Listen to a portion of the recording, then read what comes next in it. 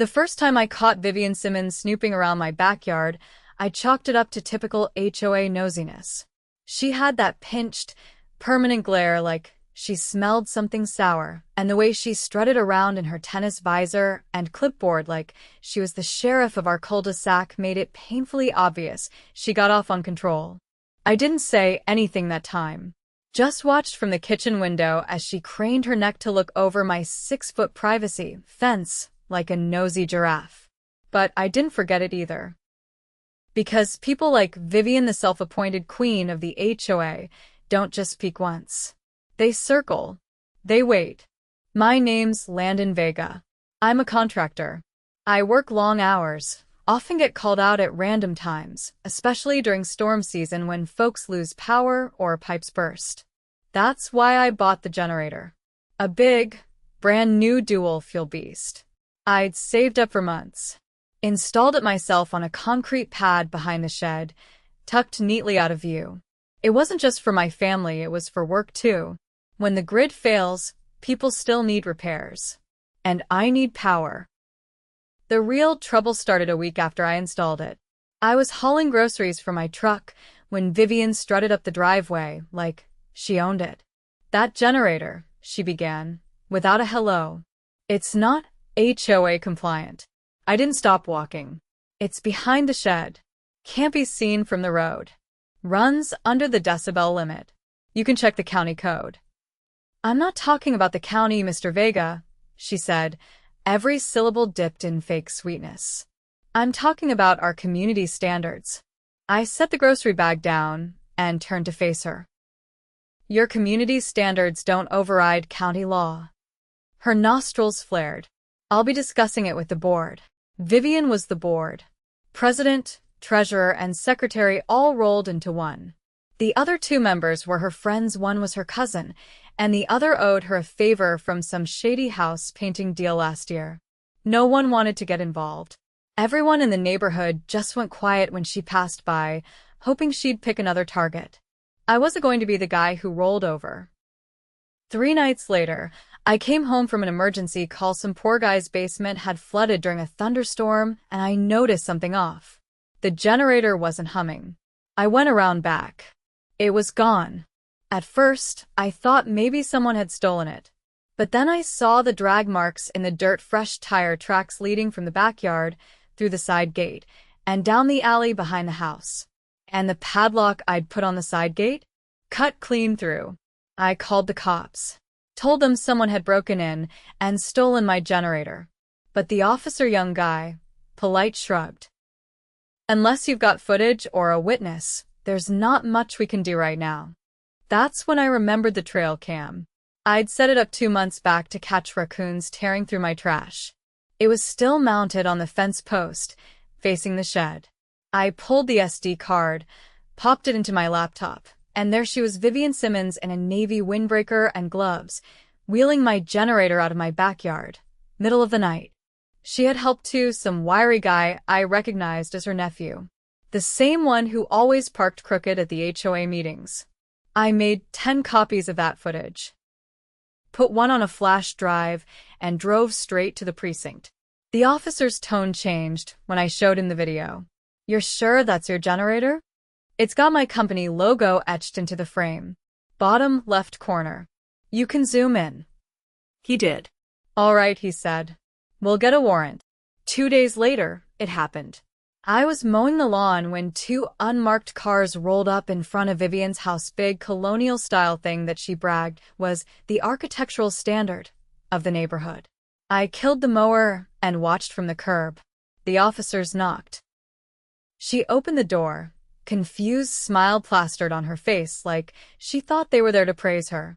Within 5 minutes, they were in the garage. And within 15, they wheeled my generator out the front. Neighbors started peeking out from behind blinds. Some stepped onto porches. A few folks pulled out phones. I watched it all with my arms crossed, a lawn-stained rag slung over my shoulder. Vivian was losing it on the porch. "You have no right. I'm the HOA president. That generator was violating noise ordinances." The officer calmly replied, "Ma'am, it was stolen property." You'll have to come with us." She started screaming about community interest and eminent domain, tossing out legal terms like she'd swallowed a Wikipedia page. But they cuffed her anyway, marched her right into the back of the cruiser. It was quiet for a second. Then one of my neighbor's old Tom from 2 doors down started clapping. Slowly. Then others joined. It wasn't loud, but it was enough.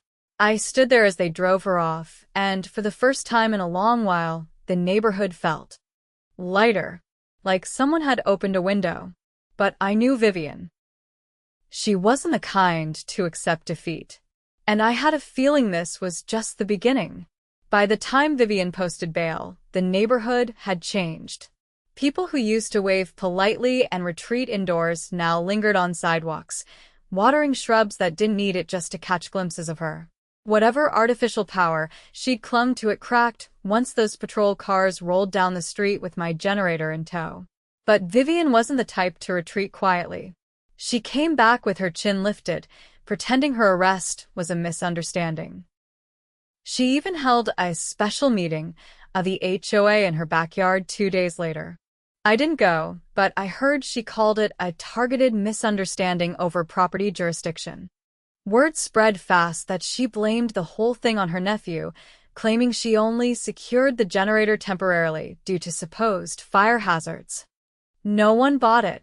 But then again, Vivian never needed truth, just enough confusion to keep people from uniting. A week passed. I was back to work, taking on a remodel in the next town over. My days started early, ended late. I thought maybe we'd hit a turning point. Maybe the arrest had shaken something loose, cracked her grip. But that was wishful thinking. It started small again. A warning letter taped to my door, typed in all caps. Notice of non-compliant equipment. Unapproved electrical systems may result in fines or legal action. No signature. No date. Just that bold, stamped HOA logo at the top. I knew immediately who was behind it. I walked it straight to my neighbor, Denise. She used to be a paralegal before retiring. I didn't know her well, but she'd sent over muffins the day after the generator was recovered. She was sharp, organized, and quietly furious about the way Vivian had run the neighborhood like a dictatorship. Interesting, Denise said, studying the letter with a pair of reading glasses perched halfway down her nose. This isn't formatted like any of the official notices I've seen. There's no meeting record, no vote, nothing. It's just intimidation. Think she printed this herself? She nodded.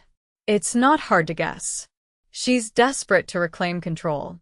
You embarrassed her in front of everyone. I didn't embarrass her, I said. She did that to herself. Denise tapped the paper. Keep it. Document everything. I started a binder that night. Every note, every notice, every suspicious incident. 2 days later, my mailbox was left unlatched, contents scattered across the lawn. A week after that, a landscaping crew I hadn't hired showed up and started pulling up the mulch around my front hedges. When I confronted them, they said they were working off a work order filed by the HOA Grounds Committee. I told them to stop immediately. There was no committee, just Vivian and whatever favor she could call in. Then came the drone.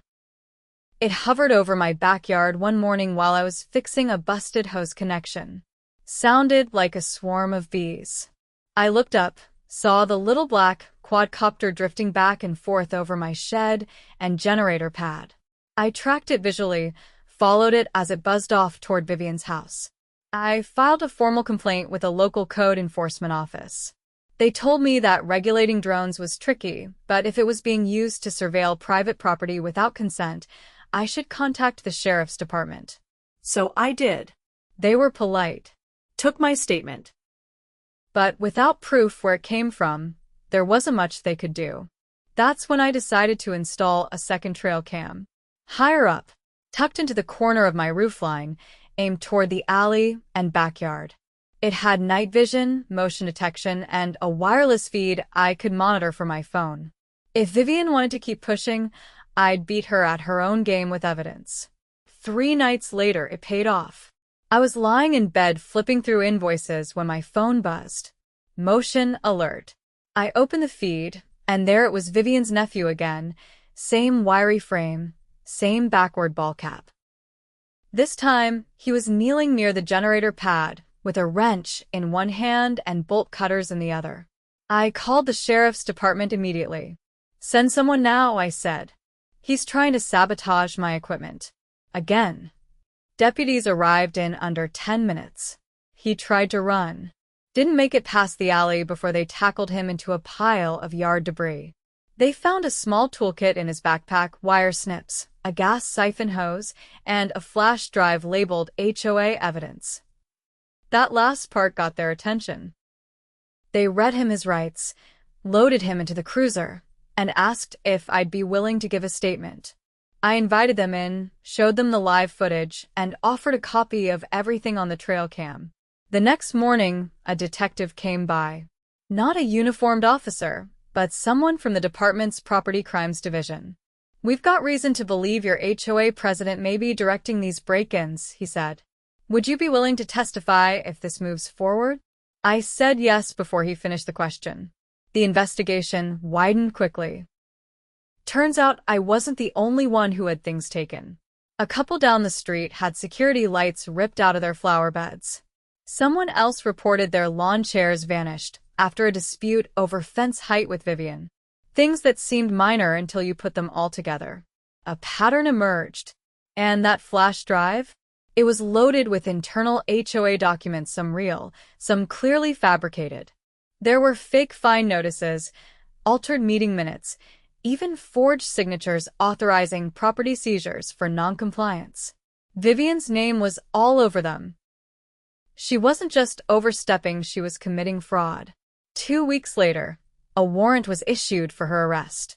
This time, it wasn't for petty theft. It was for conspiracy, falsification of documents, and criminal mischief. They showed up at her house at dawn. No sirens, just a pair of unmarked sedans and a quiet knock on her front door. She didn't answer. So they let themselves in. This time, half the neighborhood was awake to watch. The officers carried out boxes of binders, a laptop, and something that made everyone do a double take, a folder labeled Property Compliance Enforcements, filled with photographs of people's backyards, garages, and side gates. Most were taken at night. Vivian was escorted out in handcuffs, wearing a silk robe and slippers. She didn't yell this time. Just kept her eyes on the sidewalk, lips pressed into a tight line. I didn't clap. No one did. That moment had passed. The mood now was different, heavier. People were realizing how far she'd gone, how much she'd gotten away with under the guise of rules. Later that afternoon, the county sent over a representative to meet with residents. Said they'd be reviewing the HOA's charter, investigating financial records, and possibly revoking their authority until a legitimate board could be elected. I walked back to my garage, pulled out a cooler, and set it on the curb. Denise walked over with 2 folding chairs. We didn't say much at first, just sat.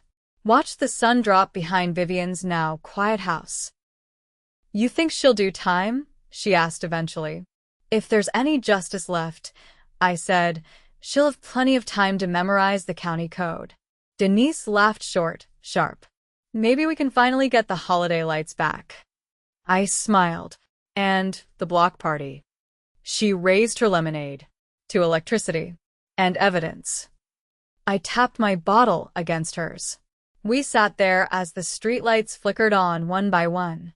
For the first time in a long while, the neighborhood didn't feel like a battleground. It felt like home. Vivian's arrest left a vacuum, but not the kind that draws fresh air into a room. It was more like when a storm passes and the humidity hangs thicker than before, too quiet, too heavy. Her house sat dark most nights, blinds drawn, deliveries left untouched on the porch. No one saw her nephew again, and no one asked. But the damage she'd done had leached into every corner of the neighborhood, and cleaning it up wasn't going to be as simple as electing a new board and planting friendlier flowers. The county's temporary oversight committee moved fast. They held an emergency town hall in the community center, first one in years, where people actually showed up without being guilted or fined into attending. Folding chairs filled quickly, and the buzz of murmurs stopped the moment the county official, a woman named Valerie Tran, stepped up to the podium. She didn't sugarcoat it. "Several financial irregularities have been discovered," Valerie said. "And there's evidence that the HOA may have been collecting fees for services that were never rendered. Landscaping contracts, community maintenance, even insurance premiums, none of them check out." Gasps rippled across the crowd. I caught Denise's eye 2 rows ahead.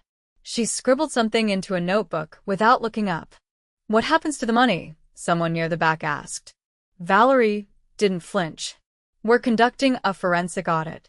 Once complete, we'll determine whether restitution can be made." A man in a green polo stood. "My wife and I paid for a new gate permit last year. Never heard back. That money gone too." "It's being investigated," Valerie said. "We're also working with the district attorney's office. If fraud is confirmed, criminal charges will be pursued." That changed the temperature in the room. People weren't just angry, now they were scared. Scared of how much trust they'd handed over, and how little they'd questioned in return. After the meeting, folks lingered outside in clusters. I stayed back, waiting until most had cleared out before heading to my truck. Valerie spotted me before I reached it. "Mr. Vega?" I turned. "Yeah." She walked over, flipping a manila folder against her palm as she approached. "I wanted to thank you. If you hadn't submitted that footage, none of this would have gained traction." "Didn't do it for credit," I said.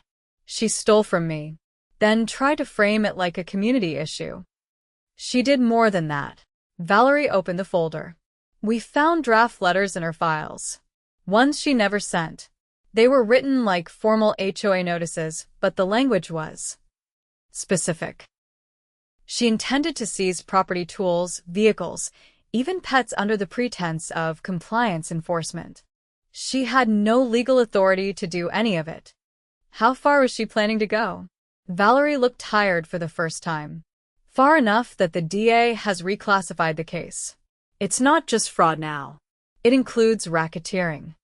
That hit me like a punch to the chest. Racketeering wasn't just corruption, it meant organized intent. Structure. A whole system built to abuse the law. I asked, "Who else is involved?" "That's what we're trying to find out. We know her nephew helped with the thefts, and we're looking into her cousin, your former treasurer." But this wasn't just a family affair. At least 3 vendors reported being paid under the table to falsify work orders. One even admitted to fabricating inspection reports on her request. I leaned against the truck bed. "So, what's next?" "We freeze the HOA's accounts. We start pulling permit records, tax filings, and contractor invoices. And we build a case." The next few days felt like limbo. No new letters. No threats. Just silence and uncertainty. The county had suspended all HOA operations until a new interim board could be democratically elected, a first for our neighborhood. Denise nominated herself, along with a retired firefighter named Greg and a middle school teacher named Clarissa. People actually seemed excited about voting this time. But the real shift happened 2 weeks later. I was in my garage, reorganizing my tool racks, when a plain white sedan pulled into my driveway. A man in a dark suit stepped out. He looked federal, clean-cut, no nonsense. "Landon Vega?" he asked. "Yeah, that's me." He flashed a badge. "Agent Cardenas, Department of Justice. I'm working with the district attorney on the HOA investigation. Can we talk inside?" I led him into the kitchen. He didn't sit. Pulled a thin binder from his briefcase and laid it on my table. Inside were copies of more internal HOA documents, dozens of them. Some had my name on them. "These are from Vivian's files," he said. "She kept extensive logs on households she considered non-compliant. Yours was among the most detailed." I flipped through them. Photographs of my patio. Measurements of my fence. Even a typed list of license plate numbers belonging to people who had visited my home. She was building some kind of case? She was building a profile, Agent Cardenas said. These weren't for record-keeping. They were for leverage. I looked up. You think she was blackmailing people? Not directly. But she used this information to threaten fines, revoke privileges, and push people into silence. Several residents admitted they paid out of fear, not guilt. I clenched my jaw. She turned a homeowners association into a shakedown racket. Cardenas nodded. And now we need witnesses. People willing to testify. Not just about the theft, but about the pattern. The climate she created. I'll do it. He didn't look surprised. There's one more thing. We found an audio file on her personal laptop. A voice memo. She was dictating notes to herself. He pulled out a recorder, pressed play. Vivian's voice filled the room cold, methodical. If Vega keeps pushing, we'll leverage his work permits. Say his generator violates safety codes. If that fails, we'll pursue property liens. He's a contractor, can't risk a lawsuit. Pressure will work. It always does. Cardenas clicked it off. She planned every step, I said. Even after the arrest. She didn't see the line, he replied. Or she didn't care. 2 months later, the trial began. It wasn't a media circus, no cameras, no headlines, but the courtroom was packed with residents. I took the stand on the second day. Told them everything. From the fake notices to the theft, to the drone and the sabotage attempt. I showed the footage, handed over the documents, and played the audio. Vivian sat there, flanked by her lawyer. She didn't look at me once. Other neighbors followed: Clarissa, Greg, even old Tom. Each had their own story. Each one chipped away at the illusion she'd built. By the end of the week, the prosecution laid out the final charge: criminal enterprise. The jury deliberated for less than 4 hours. Guilty. She was sentenced to 9 years, with no possibility of early parole. Her nephew got 3. The cousin took a plea deal: probation, restitution, and a permanent ban from holding any community leadership role again.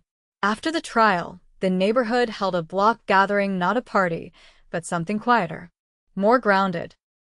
Kids chalked the sidewalks while adults brought folding tables and casseroles. Denise gave a short speech, thanking everyone who stepped forward. When she handed me the mic, I didn't say much. Just, next time someone tells you they're doing it for the good of the community, ask to see the receipts. Laughter broke the tension. Plates were filled. Music started low and slow. And for the first time since I'd moved into that quiet cul-de-sac, I didn't feel like I had to keep watch over my shoulder. Vivian had built a machine of control, but we dismantled it piece by piece. And in its place, we were finally building something real. The neighborhood reorganized faster than anyone expected. Within a month of Vivian's sentencing, the county had dissolved the old HOA charter entirely. A temporary bylaws committee led by Denise and 2 other residents vetted by the county began drafting a replacement from scratch. This time, every line was reviewed in open meetings, with printed copies passed out beforehand. Nothing was done in secret anymore. And nobody missed the clipboard diplomacy of the past. But even as structure returned, something else was unraveling. Clarissa, one of the new committee members, called me one evening. I think there's something we missed, she said, her voice low, almost like she didn't want her own walls to hear. I set down the wiring schematic I'd been reviewing. What do you mean? You remember the landscaping invoices that didn't add up? Sure. Well, I was cross-referencing them with utility permits, and some of the addresses don't exist. I frowned. Fake addresses? More like misused ones. There's a property listed on West Dunmore Drive, address number 236, but that lot's been empty since the gas leak 6 years ago. It's condemned. I stood up. And they charged for maintenance there? $1,400. Monthly. Paid out of HOA dues. I drove to her house that night, and we combed through the files together. Over 2 hours, we found 5 more addresses just like it's some real but long vacant, some with slight number swaps that made them look legit at a glance. All of them had recurring payments to a company called Elmview Exterior Services. I'd never heard of them. The next morning, I took a drive out to the listed business address in the payment receipts. It led me to a self-storage facility on the county line. I asked the woman at the front desk if Elmview had a unit there. She narrowed her eyes. You with the sheriff's department? No. Just a resident trying to get some answers. She tapped a few keys, then hesitated. That unit's Flagged. sheriff's office came by 3 weeks ago. Warrant sealed. They didn't say much, just cleaned it out and left. My gut twisted. I called Agent Cardenas and told him everything. He called back later that night. You just stumbled into something bigger. I waited. We already suspected the HOA was funneling repair funds into shell businesses, but what you found confirms it. Elmview Exterior Services isn't real. It's a laundering front. Vivian wasn't just stealing for herself, she was helping someone else move money. Who? We're still tracing the accounts, but the working theory is that her cousin, your former treasurer, was involved in a wider fraud ring. We've tied him to at least 2 other communities with similar financial discrepancies. Why would Vivian risk that much? She wasn't just after power. She was being paid. The next few weeks were a scramble behind the scenes. Subpoenas were issued. Bank records were pulled. The cousin, already on probation, vanished. His parole officer found his ankle monitor in the back of a rental van parked near the interstate with the battery pried out. He wasn't just hiding. He was running. 2 days later, the FBI joined the investigation. The county set up a task force focused on HOA financial crimes. Turns out ours wasn't the only neighborhood dealing with this. Vivian's arrest had opened a floodgate. Other communities started coming forward, some with missing funds, others with falsified citations, and even one where a resident's home had been foreclosed using altered compliance documents. It was a network, and Vivian had been one of the key players. I testified again, this time in federal court. The process was longer, more methodical. They didn't just want to convict, they wanted to dismantle the operation completely. I handed over every document Clarissa and I had found. Denise did the same. Our neighborhood became the central case, the one that tied everything together. Meanwhile, our new HOA, now renamed the Fairview Community Council, held its first official vote. Everything was transparent. No more fines without due process. No more surprise inspections. Residents could opt out of non-essential services. Power returned to the people who actually lived there. And yet, the air was still uneasy. One afternoon, as I was loading scrap wood into my truck, I spotted a dark sedan parked near the end of the block. It wasn't anyone's car. Not a neighbor's. Not a contractor's. It sat there for over an hour. I walked toward it. The window rolled down just enough to reveal a man in a gray suit. Late 50s maybe. Pale eyes. Thin lips. You're Landon Vega, he said. I didn't answer. He reached into his coat and handed me a card. Federal Financial Crimes Division, he said. I'm not here to ask questions. Just here to say thank you. For what? For kicking the first domino. He pulled away. I stared at the card. No name. Just a number. When I dialed it later, it led to a government directory with no listing under that extension. Things quieted after that. The treasurer was caught in Arizona under a fake name, trying to open a new shell company. Extradited. Tried. Sentenced. 9 more people across 4 states were arrested in the following months. All connected. All tied to HOA boards that had been quietly bleeding communities dry for years. Vivian's cousin flipped to cut his sentence, giving up names, bank accounts, and offshore routing numbers. He'd built the system, and now he was dismantling it from the inside. Too little, too late. Vivian's sentence was extended by another 6 years after the second trial. Her plea deal was revoked when she refused to cooperate. She'd gone silent. No interviews. No statements. Just a name added to a growing list of people who had weaponized bureaucracy for profit. By the end of the year, the DOJ released a report. Our neighborhood was mentioned over a dozen times. At the center of it all, the theft of my generator. Funny how something so small had unraveled something so massive. I took the generator out one last time in early spring, after a windstorm knocked out power across half the county. My neighbor's house had lost heat.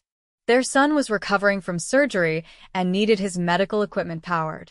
I ran a heavy-duty cable across the lawn and flipped the switch. It purred steady and low.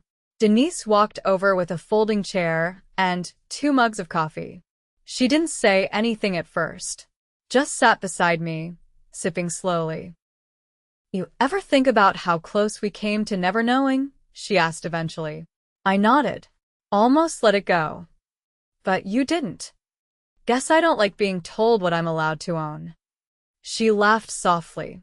"You think this neighborhood's finally clean?" I looked around. New paint on porches. Kids riding bikes. No patrols, no threats, no clipped notes on mailboxes. "For now," I said. "But if it ever isn't, we know what to do." Denise raised her mug. "To the generator that brought down an empire." I tapped mine against hers. The machine hummed beside us, steady as ever.